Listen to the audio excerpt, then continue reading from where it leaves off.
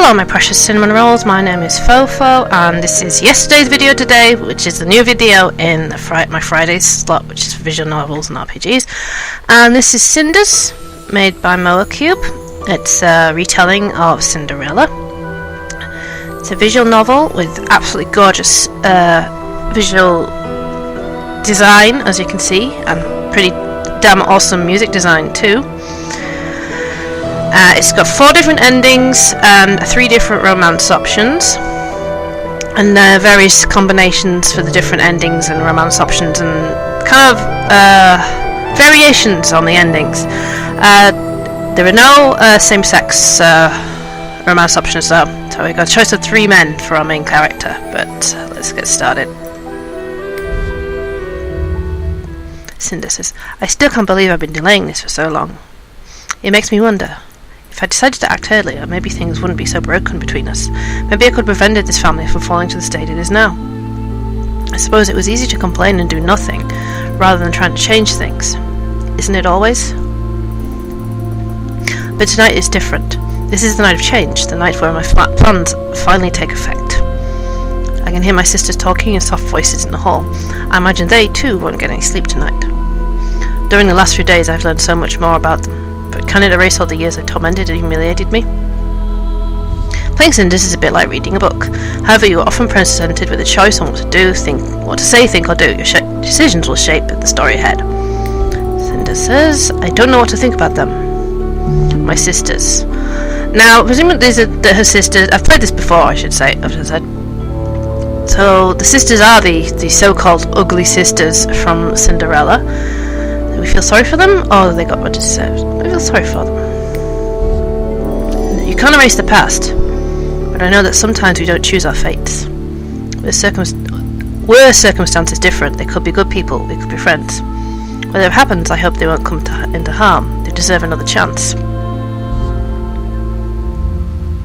Meanwhile, in the hallway, I still can't believe she did it. I would never have suspected. It's Gloria. The one on the right is Gloria, the one on the left is Sophia. Sophia says, of course, because everyone as dim-witted as you are never does anything out of the ordinary or unexpected. Gloria says, oh yes, I'm sure you were able to foresee what would happen. Gloria says, did you see it in tea leaves or read it in a children's book one afternoon, while avoiding work and being as useless as usual? Sophia says, I did entertain the thought that she might do something like this, if you must know, but believe what you want, I don't care. Gloria says, I also suspected she might try to do something. She was so secretive and compliant at times, and an explosion seemed inevitable. I just didn't expect she had it in her. Sophia says, Gloria, please, sometimes you sound like a cliché villain from a bad romance novel. Gloria says, of course, if something isn't twisted, weird or shocking, then you won't consider it. Not everyone is like you, Sophia. Sophia says, I know not everyone is, you're not. Though you try your best to be like Mother, or is responding the same way regardless of the situation. Predictable, boring and stupid. But you are not Carmosa. Remember, you do not lead, you mindlessly follow, and it shows. Gloria says, shut up, you. The door knocks. Somebody says, open up in the name of the prince. Gloria says, it's him, why did he have to come in the middle of the night? Sophia says, well, the wonders never cease. I guess this night of change is not over yet. Just as your ridiculous cliché impersonations aren't on the either. Gloria says, there's no time for this now, though I'm sure Mother will deal with you later. I'll go summon her. You do that. Gloria says, open up, I won't repeat myself. Sophia says, Mother. Lady Carmo says, Sophia, don't stand like that. Open the door, let the noisy man in. Yes, Mother.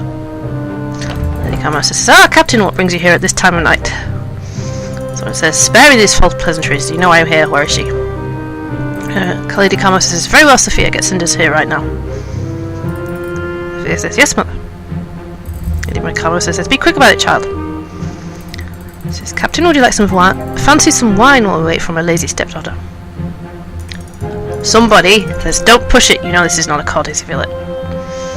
I'm afraid a lot is going to change here tonight. And he says, he's right. Nothing will ever be the same. Nothing. I must admit, I'm afraid of it too. Some independent woman I am. Sophia says, Cinder's mother has summoned you. Move. You know she doesn't like to wait. Fine, I'm moving, just give me a moment. Make sure it's quick. Cinders, can I ask you something? Yes, Sophia? This whole situation, what happened this evening in the guard bashing our door and all? It's because of you, right? You planned it. How should I reply? Tell the truth? Lie to her. Tell the truth. We're being truthful. This is yes, I guess so. I guess so? I definitely made it happen. Funny, he also did my stepmother summoned me just like now. So now we're going 7 days earlier, and this is like the beginning, really. Cinder says, what a beautiful morning. The last few days were all rain and gloom, but today is different. Today is summer in its fullest. You weren't telling me I can save. Cinder says, it's so nice to see the sun again. It could get pretty cold in this room of mine.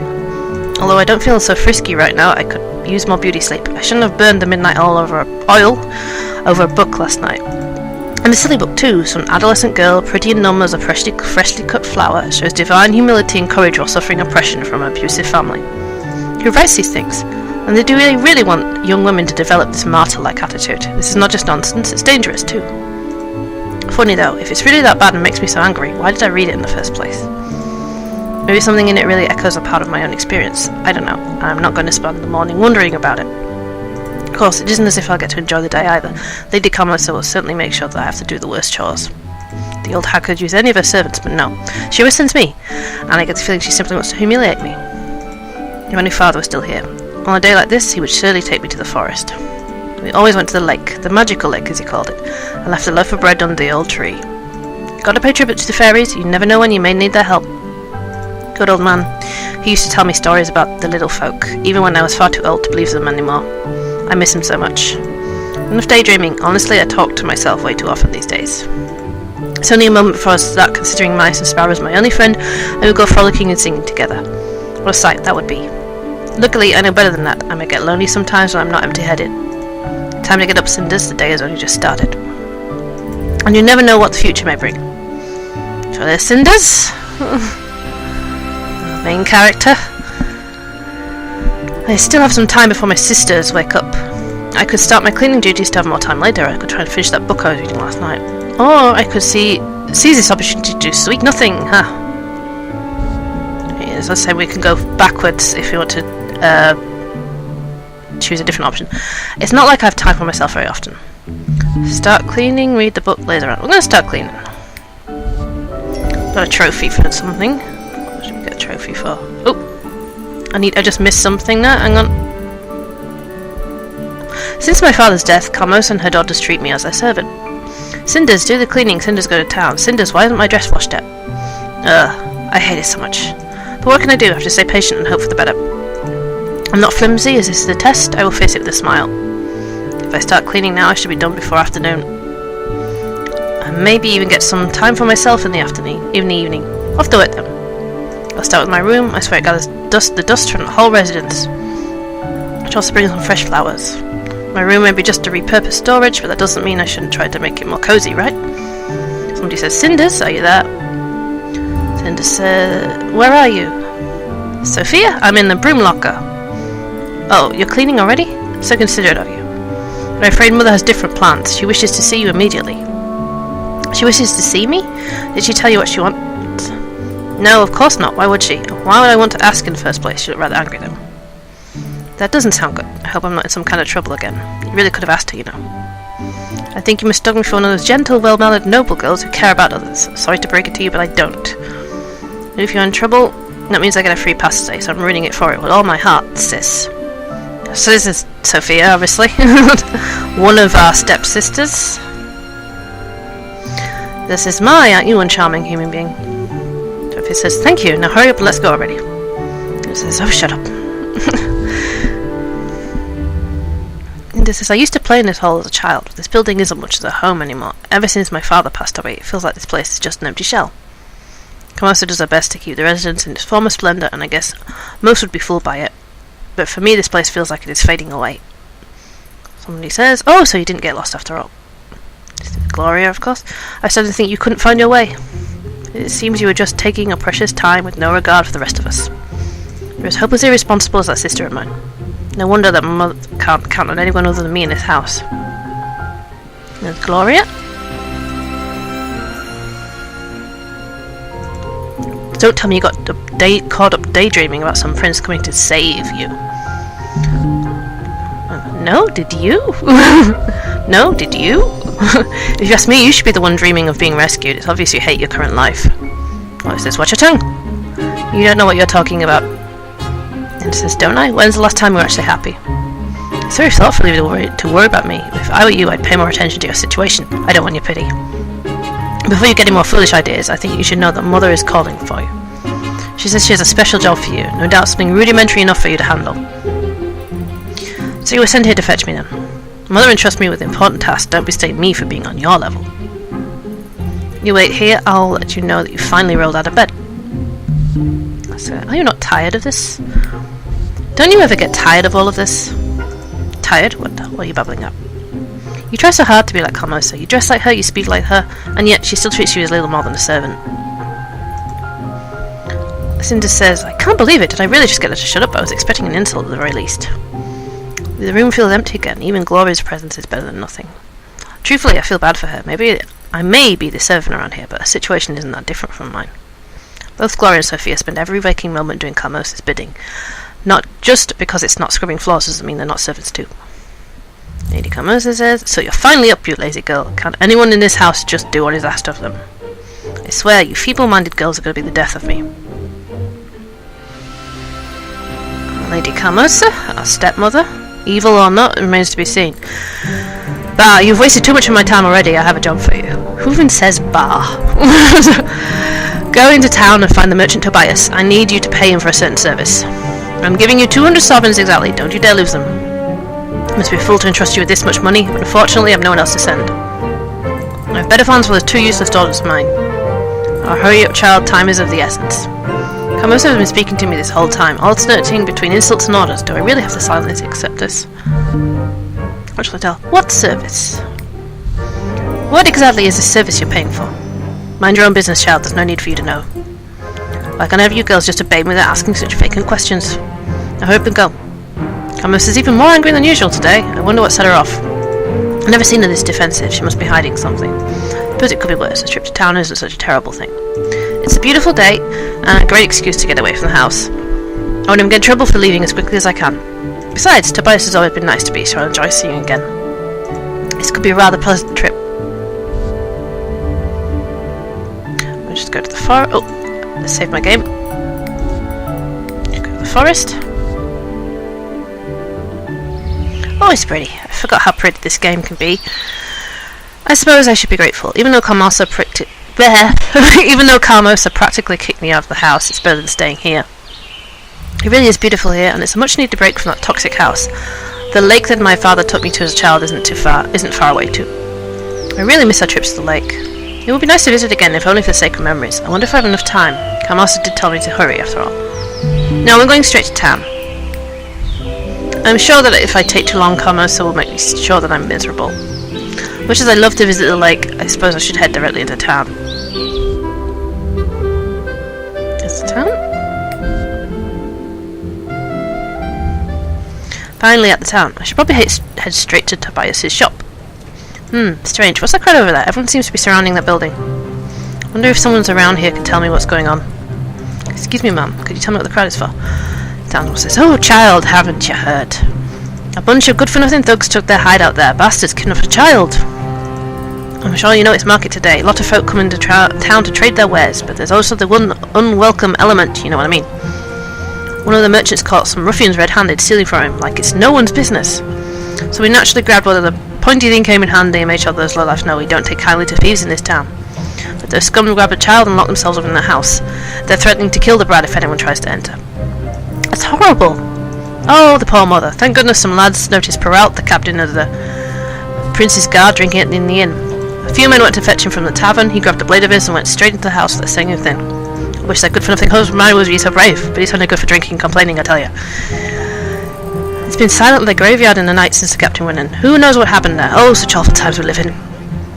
That truly is sad. Thank you for telling me. I hope that child doesn't get hurt. If the captain of the guard plans to fight, it's sure to be dangerous in there. Wait, everyone has stopped talking. Does something happen? Someone is coming out outside. And so this is the guy we saw in the prologue. Cinders says, is that the captain of the guard? And he says, the child is safe now. Someone get rid of the bodies. Yeah, this is Perrault, who's named for the French collector and writer of fairy tales. Peralt's fairy tales, I think it's spelled slightly different. And yes, he's a romance option, and don't ask me why he has all those belts on, I don't know. Cinder says, well, did he just take care of an entire gang of bandits on his own? He acts like it wasn't even a big deal. He just disappeared without even waiting for any thanks. It feels like he doesn't even care what anyone thinks of him. I'm intrigued to know what sort of man could do something so heroic, and yet to remain so emotionless about the whole thing. It looks like the child has been reunited with his mother. What a relief. Uh-oh, I'm running late. I better go see Tobias right away. Tobias' store is neat and well organised, as usual. From the look of things, he's been doing well for himself. I guess he was lucky those thieves didn't decide to rob this place instead of one of the poor merchants in the market. Tobias says, hey, welcome, Cinders. Is everything alright? You seem a bit pale. And this is Tobias. Again, he's a romance option, and he's very, very pretty. I just witnessed a terrible scene in the market. A group of brigands kidnapped a child and barricaded themselves in one of the houses. Heavens! Did someone call the guards? Luckily, the captain was nearby and resolved the situation quickly, with his sword. As messy as it may seem, that is his job. That's how everyone was alright. Not everyone. He killed all those men. I don't even know how to feel about it.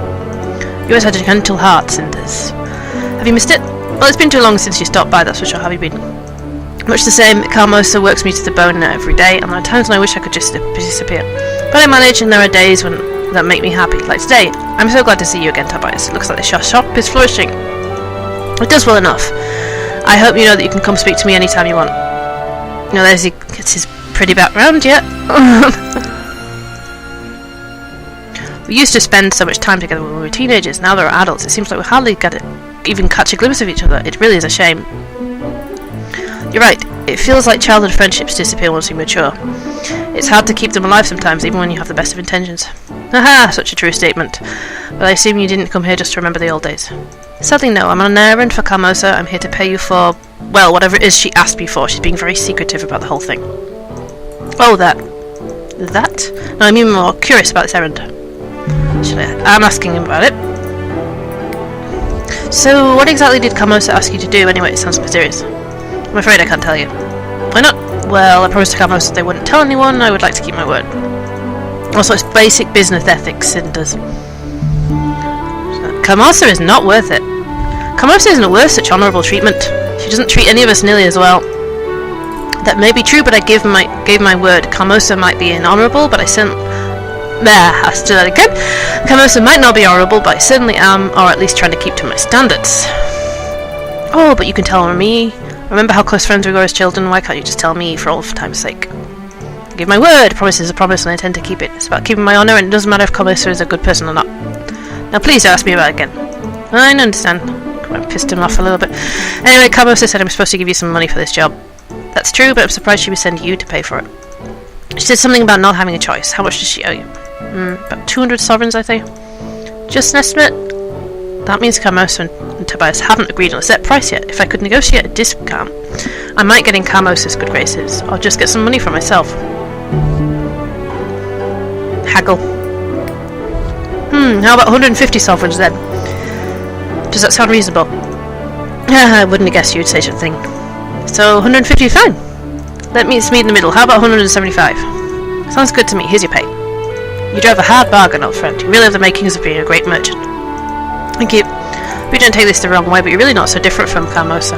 What? What are you talking about? You tried to get me to lower the price even though I'm your friend. So? That doesn't mean I'm like Carmosa. That woman's cruel and manipulative. I'm sorry, I didn't mean like that. But you only see one side of Carmosa. Her life isn't easy. She's a single woman working to keep your house from falling apart. It's not an easy job, but she's very good at it. It takes a lot of hard work and sacrifice. You're a better person than she is, but you both have the same spark. You're clever and you know what you want. You'd be a good leader. I suppose you have a point. I've never thought about Carmosa like that before. People aren't simply good or bad, and those who do bad things usually have a reason for it. You really are a wise man, Tobias. It's like that, but how about you can see you again? Pleasure's all mine. I hope that you come again soon. I'll do my best. Until next time we meet, then. Oh, I almost forgot. What is it? Please tell Carmosa that I'll film my part of the deal soon, and should expect my representative to come by sometime tonight. Sure, I'll let her know. Thank you. Oh, and by the way, I had no idea you have your representatives nowadays. It comes with the trade, I guess. Start throwing coin around and suddenly you found yourself surrounded with people eager to run errands for you. Coin, you say? I had thought it had more to do with your magnetic personality. Used to be magnetic, but I made trading metalware too much risky for me, so I stopped. Oh, people do tend to underestimate the pain caused by fast-flying cutlery. There was a time in my life when I was forced to eat with my hands, but I prefer not to speak about it. I've missed our talks, Tobias. Me too, Cinders. I hope I see you again. I hope so too. Take care, friend. Right, I'm going to end this episode here. Hi, this is Fo. Thanks for watching this video. If you liked it, please leave a like, comment, and if you really liked it, please subscribe.